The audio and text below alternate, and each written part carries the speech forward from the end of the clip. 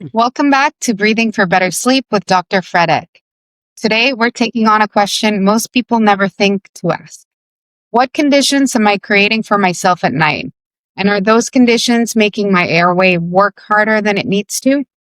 We're talking about the lifestyle habits, environmental factors, and seasonal changes that can disrupt sleep even before a true airway disorder develops. This is the episode for people who feel off but not sick, or who notice changes in certain seasons and don't know why. Let's jump in.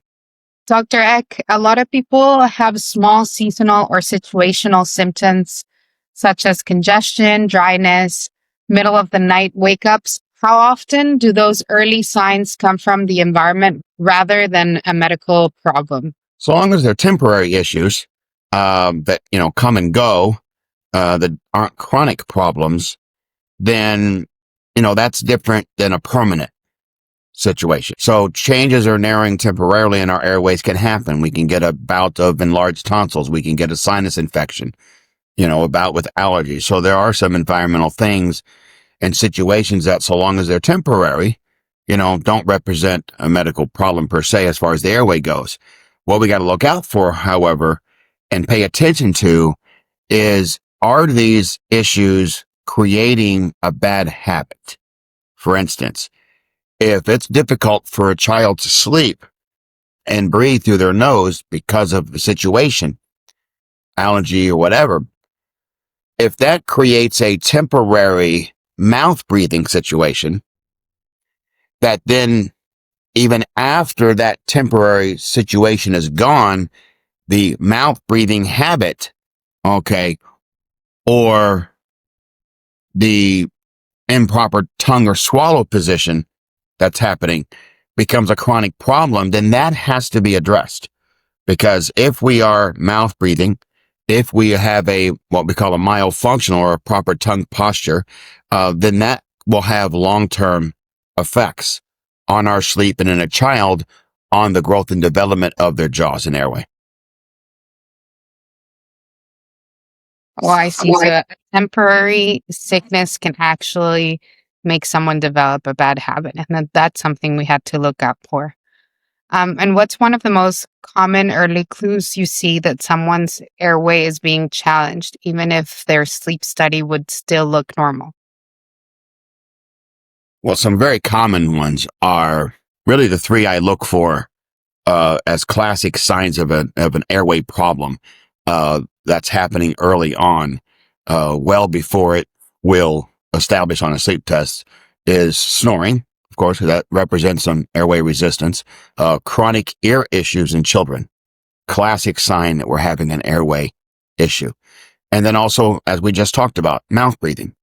If your tongue posture and mouth posture is incorrect, you watch a child and outside of eating or laughing, their mouth should maintain and be closed. If it's chronically open, that is an early sign. What about ear itch, even in adults? Is that normal, or does that have anything to do with airway? The airway can drastically affect the ears.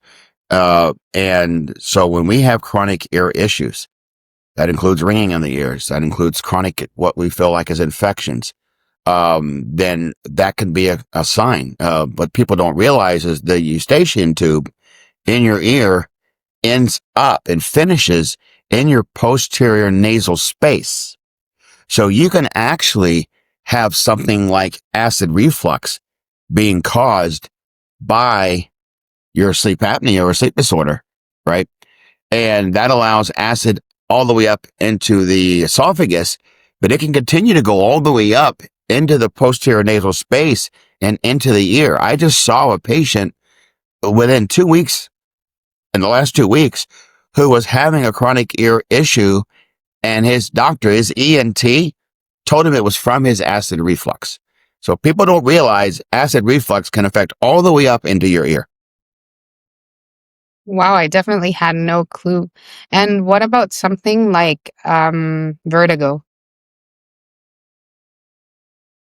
Vertigo is a balance issue that can be caused by a few things, but it is very common in people who have airway problems, because if we develop an airway problem young, it will affect how our skeleton grows.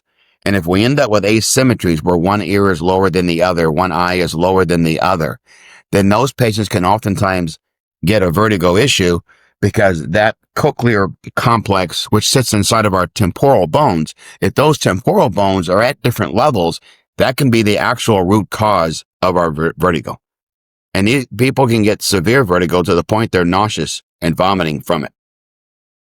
Wow, that's really interesting. I didn't know about that. And are there seasonal patterns you see, perhaps winter dryness, spring allergies, where people suddenly sleep worse even though nothing medical has changed? Yeah, those things can affect our sleep. Um, and especially when it starts to make difficult to breathe properly, because that will then oftentimes create a fragmented sleep that just starts just kind of whirlwind effects. So you definitely want to pay attention to those things and try to keep them under control, because as we said, if it's a temporary situation that happens occasionally, that's one thing. But when it becomes a chronic problem, then, and you're affecting your sleep chronically, then that creates a problem. Sleep is very, very important to our health. It is very, very important to our gut health, which is, your gut health is 90% of your immune system. So sleeping properly is very, very important. And how does bedroom temperature influence airway stability? What happens when the room is too warm or too cold?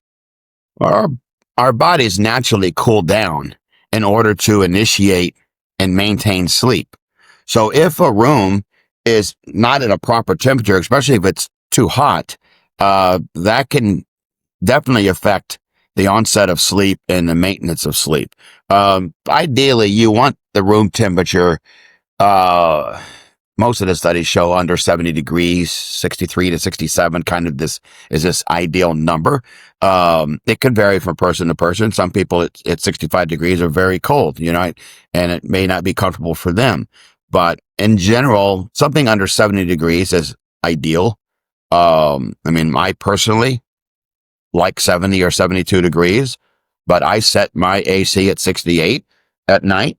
Um, just because, I believe it's important for sleep. Humidity is something most people never think about, but how does dry air or overly humid air change the way the nose and upper airway behave at night?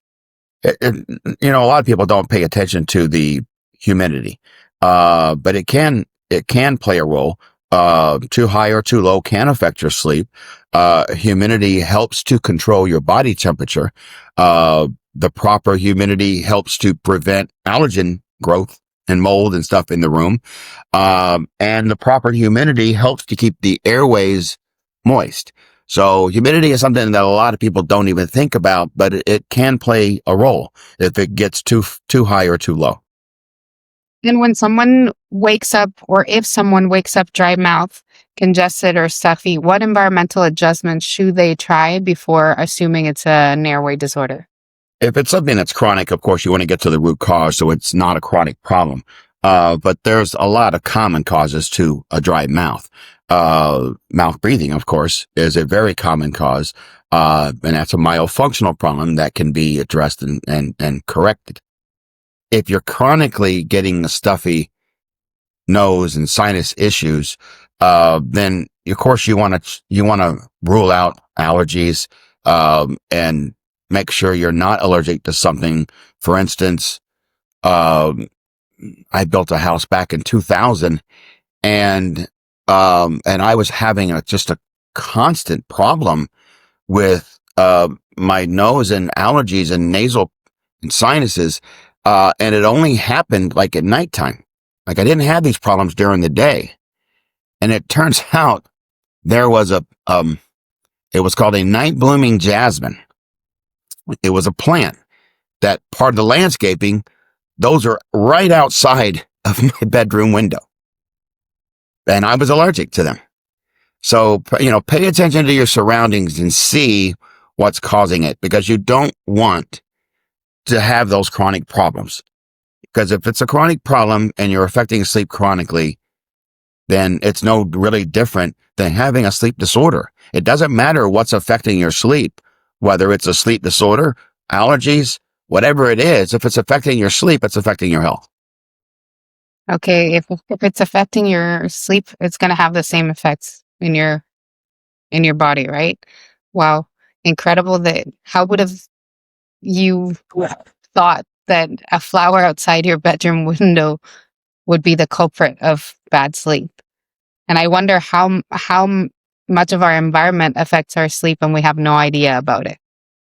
Um, let's talk about lifestyle habits. What are the simple things people do in the evening, such as screens, meals, alcohol, exercise timing, that can subtly alter airway behavior?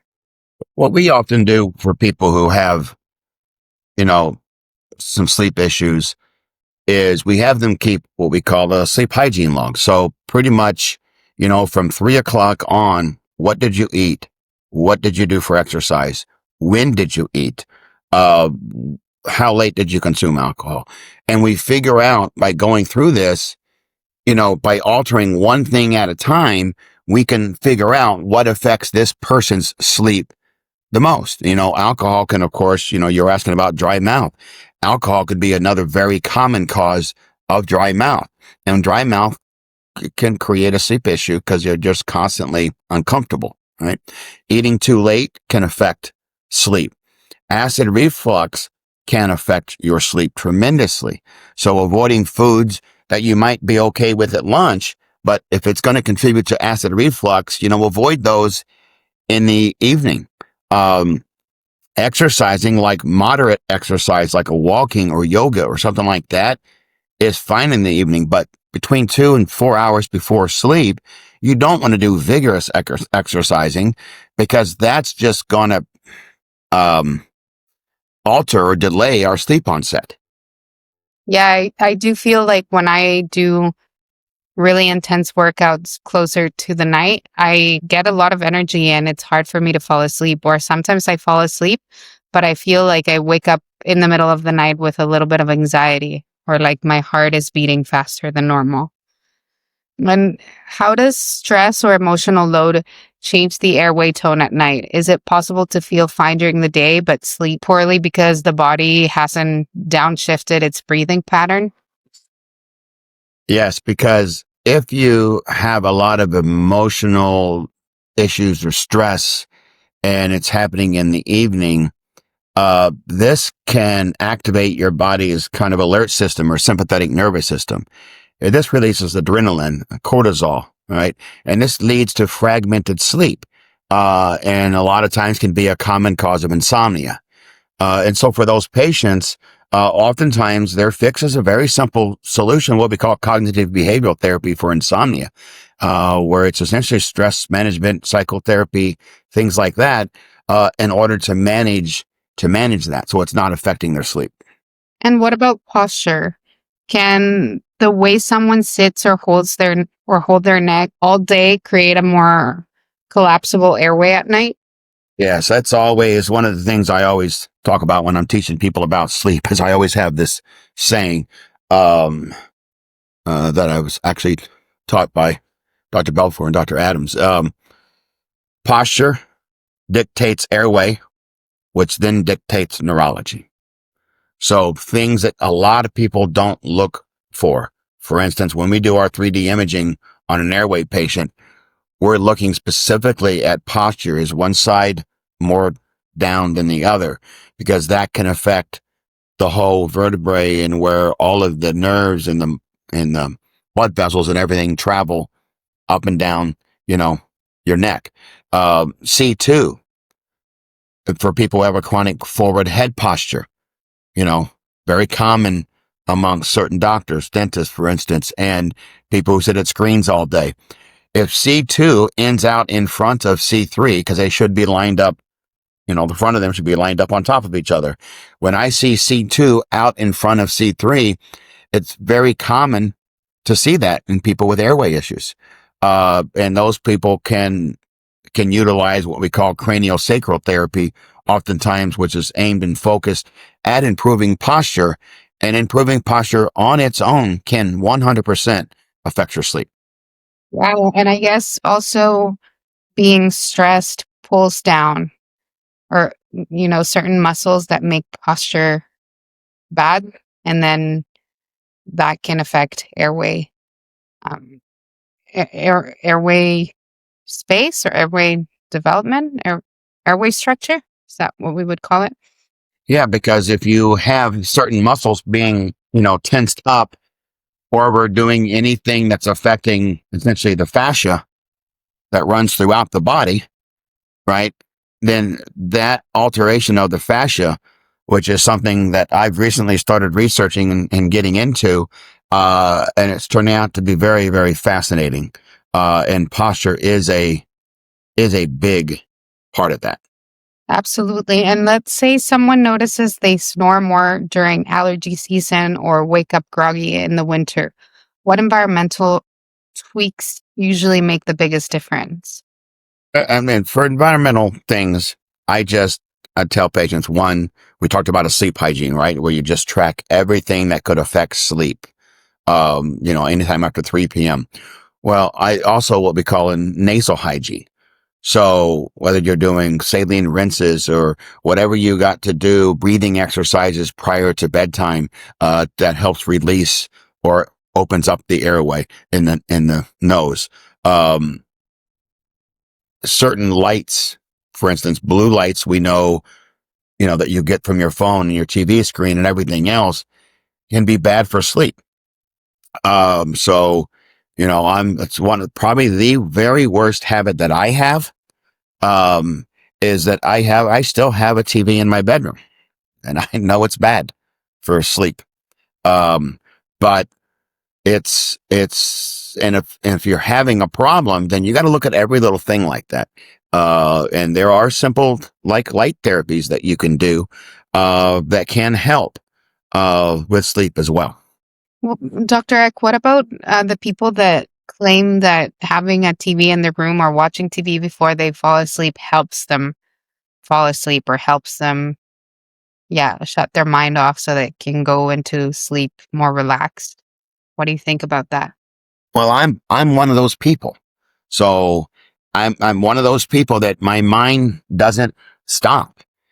And I think outside of the light side of it, to me, if I lay down, like if I'm traveling and I'm at a place, so I was just up in New York for Thanksgiving, and when I don't have a TV on in the room, it takes me a lot longer to fall asleep because now I can sit there and think, right? Whereas if I just start watching something, I stop thinking and I can fall asleep. So there are some people where, it's not 100% absolute where it's bad for everybody. So I definitely look at other things prior to that, but for some people, it is an issue. And if someone doesn't have a disorder yet, but they feel borderline, what's the first lifestyle condition you encourage them to experiment with? As far as lifestyle stuff, I think diet is definitely probably one of the first go-to things. Is I have people give me a diet log, for, like as mentioned before, when we do our sleep hygiene report, and just every little thing that they eat or drink from 3 p.m. to bedtime. And I think that's one of the ways that we can easily affect sleep for a lot of people, because a lot of people don't realize that there are certain things they're eating that can affect their sleep, right?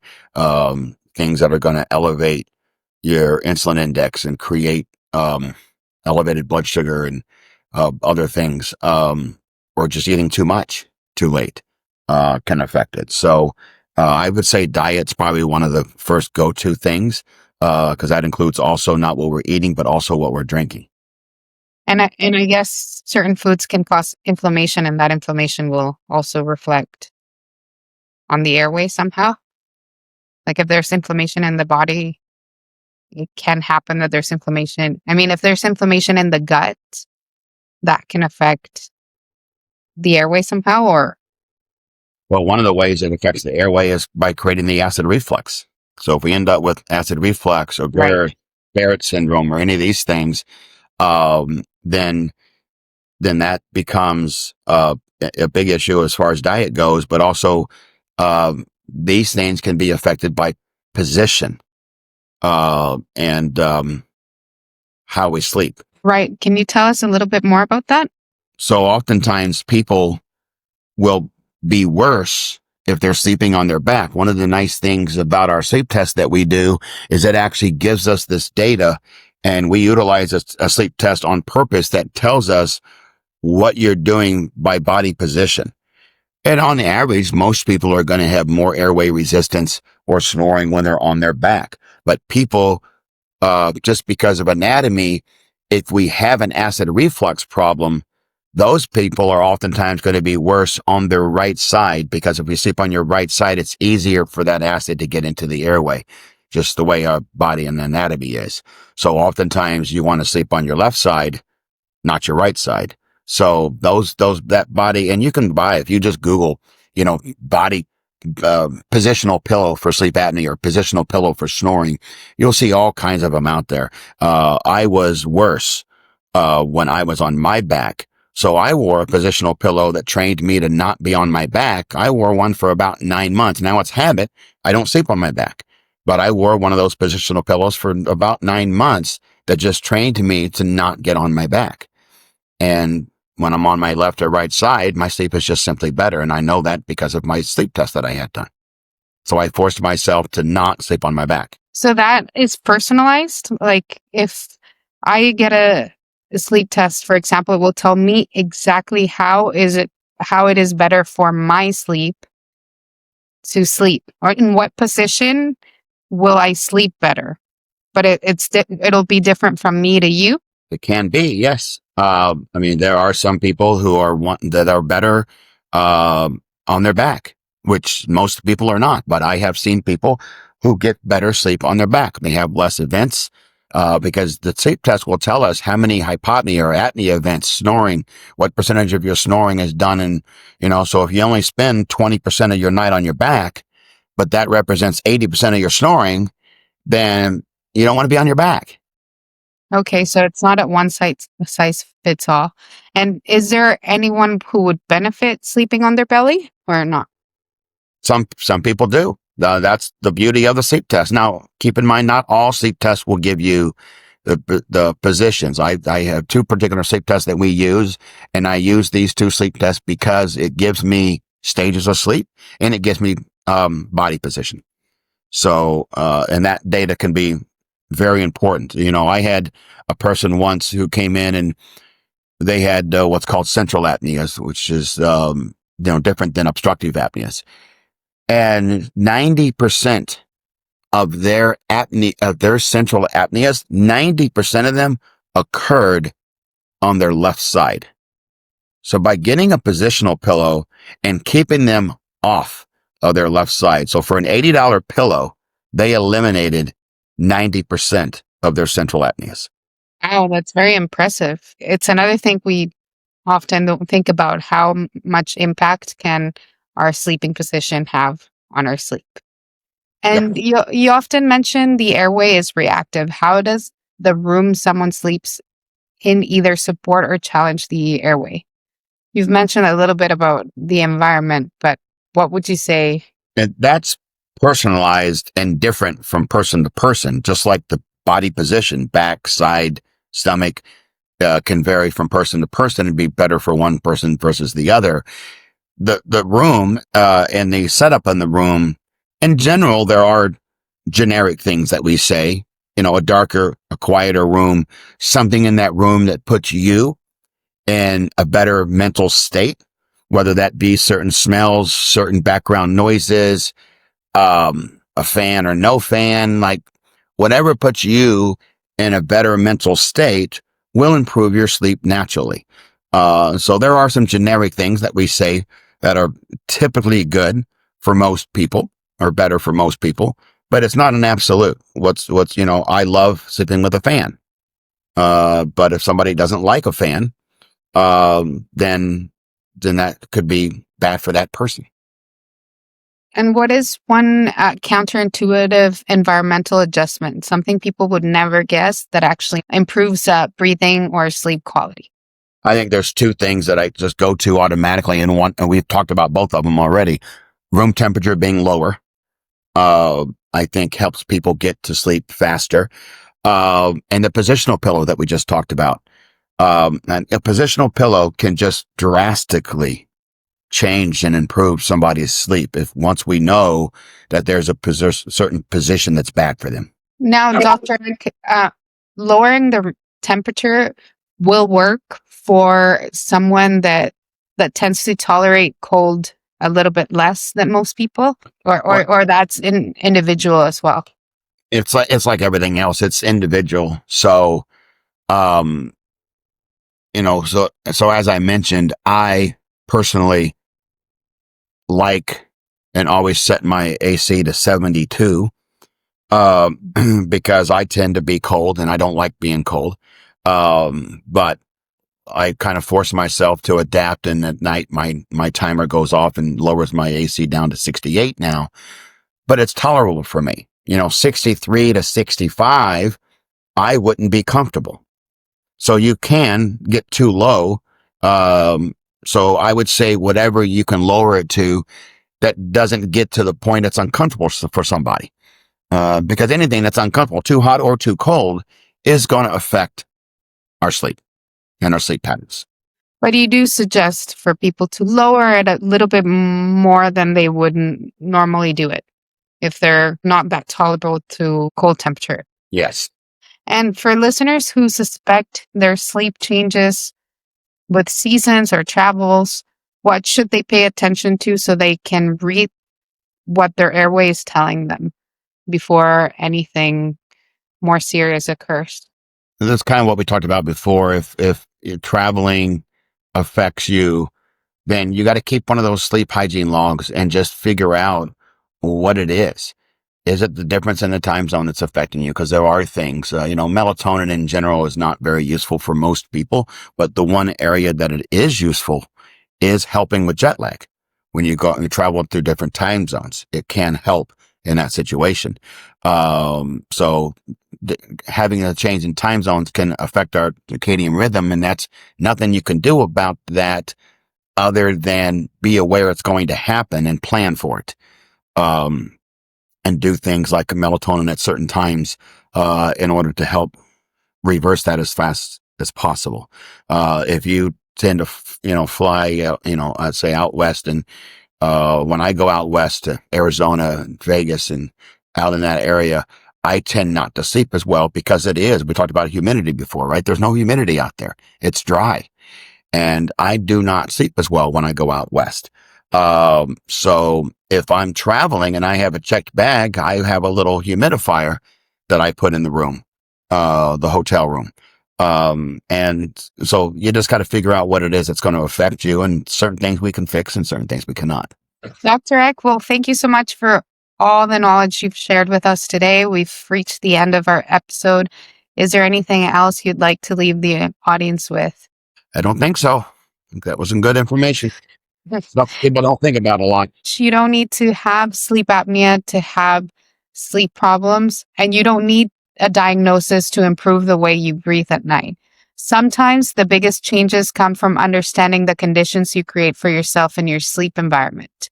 Share this episode with someone who keeps saying, "My sleep is weird lately," and visit sleeptreatmentdirect.com to learn more about working with Dr. Eck.